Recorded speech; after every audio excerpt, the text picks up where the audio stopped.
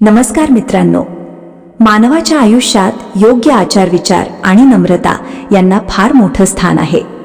माणूस कितीही मोठा झाला, ज्ञान, संपत्ती किंवा मान सन्मान मिळवला तरी त्याच्या वागण्यात विनम्रता नसेल तर त्या सगळ्याचा काहीच उपयोग राहत नाही.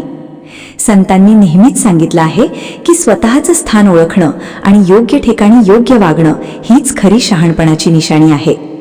अनेक वेळा माणूस अहंकारामुळे आपली मर्यादा विसरतो आणि जिथे आपल्याला नम्र राहायला हवं तिथे तो स्वतःला मोठं समजून वागतो. अशा वागण्यामुळे त्याचा अपमान होतो आणि समाजात त्याची प्रतिमा खराब होते. संत तुकाराम महाराज या अभंगातून सांगतात की धर्म आणि नीती यांचे संकेत समजून घेतले पाहिजेत. योग्य व्यक्तीचा आदर करणे, संतांच्या ठिकाणी नम्रतेने वागणे आणि आपल्या मर्यादा पाळणे हे प्रत्येकाने शिकायला हवे. जीवनात यशस्वी व्हायचं असेल तर केवळ मोठं होणं पुरेसं नाही, तर योग्य ठिकाणी योग्य वागणं खूप महत्त्वाचं आहे. जेव्हा आपण संतांच्या मार्गावर चालतो तेव्हा आपल्याला खरा मार्ग सापडतो आणि जीवन अधिक सुंदर बनतं. अभंग 274. पूज्या एकासनी आसनी आसन, बैसता गमन मातेशी ते. सांगतो ते धर्म नीतीचे संकेत, सावधान हित व्हावे तरी.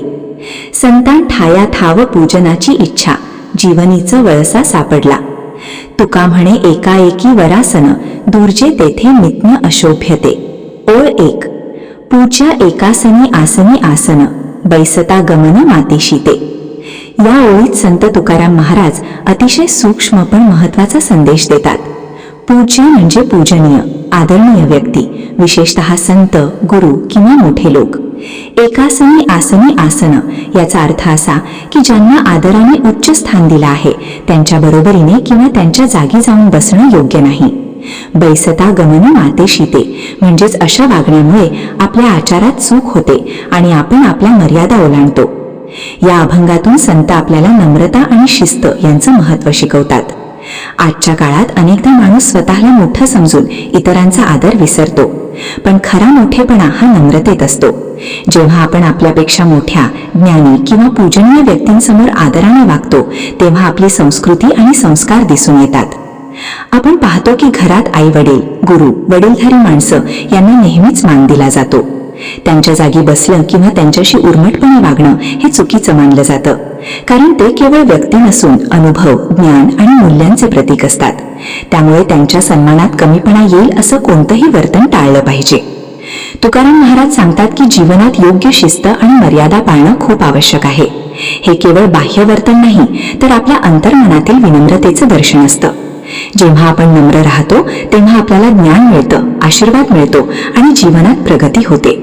म्हणूनच या ओळीचा सार असा की आपल्या मर्यादा ओळखा, पूजनीय व्यक्तींचा आदर ठेवा आणि नेहमी नम्रतेने वागा. हाच खरा धर्म आणि जीवन जगण्याचा योग्य मार्ग आहे. ओळ ध्रुव. सांगतो ते धर्म नीतीचे संकेत, सावधान हित व्हावे तरी. या ओळीत संत तुकाराम महाराज आपल्याला जीवनाचा अत्यंत महत्त्वाचा मार्ग दाखवतात. सांगतो ते धर्म नीतीचे संकेत म्हणजे संत जे सांगतात ते फक्त शब्द नसून धर्म, नीती आणि योग्य आचरणाचं मार्गदर्शन असते. ते जीवन कसं जगावं, कसं वागावं, काय योग्य आणि काय अयोग्य याचे संकेत देतात. सावधान हित व्हावे तरी याचा अर्थ असा की जर आपल्याला स्वतःचं भलं हवं असेल तर आपण जागरूक राहून त्या शिकवणीचं पालन केलं पाहिजे. आजच्या काळात माणूस अनेक गोष्टींमध्ये गुंतलेला आहे. लोभ, अहंकार, स्पर्धा आणि दिखावा. अशा परिस्थितीत योग्य मार्ग हरवण्याची शक्यता जास्त असते. म्हणूनच संतांची शिकवण ही आपल्यासाठी दीपस्तंभासारखी असते. ते आपल्याला सांगतात की सत्य, प्रामाणिकपणा, संयम आणि नम्रता या गुणांनी जीवन समृद्ध होतं. सावधान हा शब्द इथे खूप महत्वाचा आहे. याचा अर्थ फक्त जागर राहणं नाही तर प्रत्येक कृती, विचार आणि निर्णय यामध्ये सजग राहणं होय. जर आपण अंधपणे जगलो तर चुकीच्या मार्गावर जाणं सोपं होतं, पण जर आपण संतांच्या शिकवणीप्रमाणे विचारपूर्वक वागलो तर आपलं जीवन योग्य दिशेने जातं. तुकाराम महाराज सांगतात की धर्म म्हणजे केवळ पूजा किंवा विधी नाही, तर तो आपल्या वर्तनात, विचारात आणि दैनंदिन जीवनात दिसायला हवा. नीती म्हणजे योग्य अयोग्य याची जाणीव ठेवून वागणं. जेव्हा आपण या दोन्ही गोष्टींचं पालन करतो तेव्हा आपलं आणि समाजाचंही कल्याण होतं. म्हणूनच या ओळीचा सार असा आहे की संतांची शिकवण मनापासून ऐका, ती जीवनात उतरवा आणि नेहमी सजग राहा. कारण खऱ्या अर्थाने आपलं भलं हवं असेल तर धर्म आणि नीतीचा मार्गच निवडावा लागतो. ओळ 2. संतान ठाया ठाल पूजनाची इच्छा, जीवनीचं वळसा सापडला. या ओळीत संत तुकाराम महाराज अतिशय सूक्ष्म पण गहन सत्य सांगतात. संतान ठाया ठाव पूजनाची इच्छा म्हणजे जिथे जिथे संतांचा वास असतो तिथे आपोआपच पूजन करण्याची भावना निर्माण होते. कारण संत हे केवळ व्यक्ती नसतात, तर ते चालते बोलते धर्म, नीती आणि भक्तीचे प्रतीक असतात.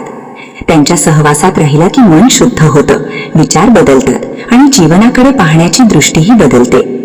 जीवनीचं वळसा सापडला याचा अर्थ असा की संतांच्या सहवासामुळे आपल्या जीवनाला योग्य दिशा मिळते. माणूस अनेक वेळा चुकीच्या मार्गावर जातो, मोह, माया, लोभ आणि अहंकार यात अडकतो. पण जेव्हा तो संतांच्या संपर्कात येतो तेव्हा त्याच्या जीवनाला एक वळण मिळतं, एक सकारात्मक बदल घडतो. संतांच्या ठिकाणी पूजनाची इच्छा निर्माण होणं हे केवळ बाह्यकृती नसून ती अंतर्मनातून येणारी भावना असते. कारण संतांच्या आयुष्यातील साधेपणा, त्याग, प्रेम आणि समर्पण हे आपल्याला प्रेरणा देतात.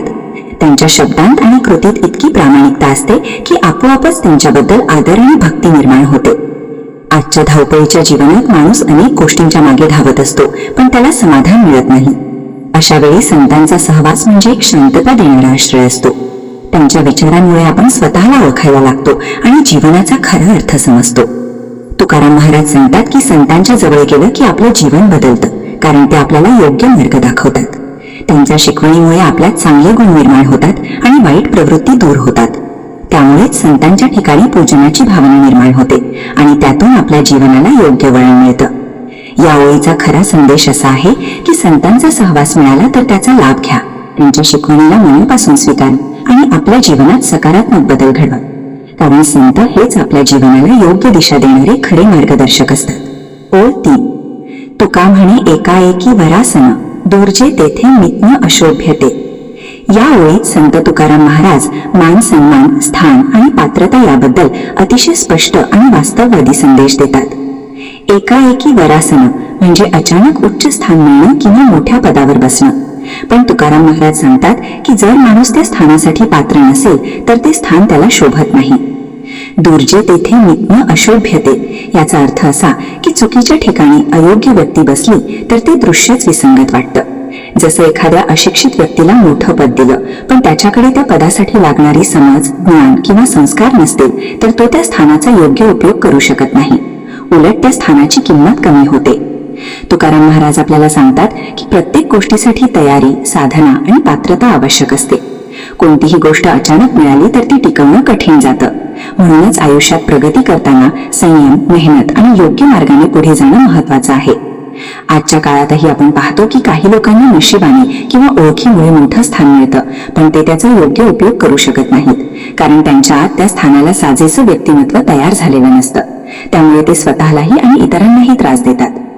या ओळीचा आणखी एक अर्थ असा की आपल्याला जे मिळालं आहे त्यात समाधान मानावं आणि हळूहळू स्वतःला घडवत राहावं. योग्य वेळी योग्य पात्रतेने मिळालेलं स्थानच टिकाऊ आणि अर्थपूर्ण असतं. तुकाराम महाराज यामधून आपल्याला नम्रता आणि आत्मपरीक्षण शिकवतात. आपण कोणत्या स्थानासाठी योग्य आहोत, आपल्यात कोणते गुण कमी आहेत हे समजून घेणं आवश्यक आहे. स्वतःला घडवत राहिलं तरच आपण उच्च स्थानासाठी पात्र ठरतो. म्हणूनच या अभंगातून आपल्याला एक महत्वाची शिकवण मिळते. अचानक मिळालेल्या मान सन्मानापेक्षा मेहनतीने आणि पात्रतेने मिळवलेलं स्थानच खऱ्या अर्थाने सुंदर आणि टिकाऊ असतं. शिकवण. या अभंगातून आपल्याला एक अतिशय महत्वाची शिकवण मिळते की आयुष्यात मिळणाऱ्या प्रत्येक स्थानासाठी आपण पात्र असणं गरजेचं आहे. अचानक मिळालेला मान, पद किंवा सन्मान काही वेळ आनंद देतो, पण जर त्यामागे मेहनत, संस्कार आणि योग्य गुण नसतील तर तो टिकत नाही. म्हणूनच आपल्याला नेहमी स्वतःला घडवत राहणं, शिकत राहणं आणि नम्र राहणं आवश्यक आहे. योग्य वेळ येईल तेव्हा आपल्याला योग्य स्थान आपोआप मिळेल. आपण इतरांची तुलना न करता स्वतःच्या प्रगतीवर लक्ष दिलं पाहिजे. कारण खऱ्या अर्थाने उंची ही बाहेरून नाही तर आपल्या विचारांत आणि वागण्यात असते. जेव्हा आपण आतून मजबूत होतो तेव्हाच बाहेरचं यश अर्थपूर्ण ठरतं. शेवटी एवढंच सांगावंसं वाटतं, जीवनात घाई करू नका, स्वतःला वेळ द्या, कारण हळूहळू घडलेली गोष्टच सुंदर आणि टिकाऊ असते. धन्यवाद. अशाच सुंदर विचारांसाठी ज्ञानाची शिबिरला नक्की सबस्क्राईब करा.